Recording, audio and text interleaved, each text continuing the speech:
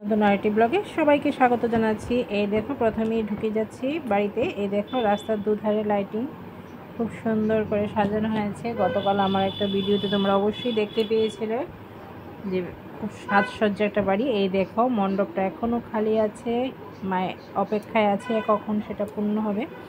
এই দেখো মোটামুটি রেডি হয়ে গেছে, মোটামুটি না মানে সম্পূর্ণভাবেই রেডি হয়ে গেছে। তো এখানে দেখো সবাই যার যার কাজে ব্যস্ত আছে। তো কিভাবে সাজানো হয়েছে তোমাদেরকে আমার ভিডিওর মাধ্যমে দেখিয়ে দিচ্ছি। এই দেখো, দেখতে থাকো সবাই ভিডিওটা স্কিপ না করে। তো এখানে দেখো বক্স টক্স আইনে লাগানো হয়ে গেছে।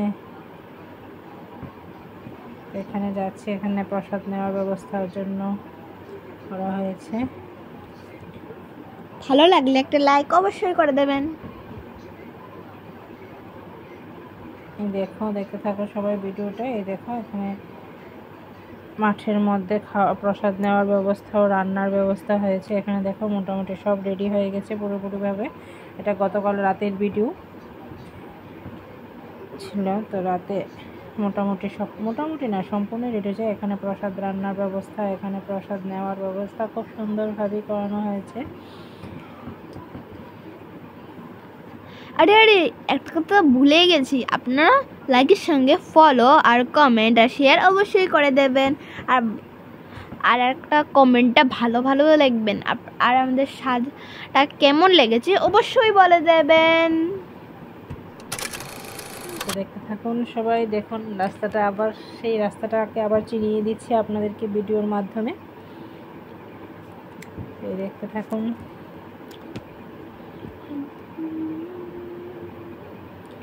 অনেকেই অবশ্যই বুঝিয়ে গেছেন যে কার বাড়িতে পুজো এবং কিস পুজো। এই দেখুন রাস্তা মেইন রোডের সাথেই।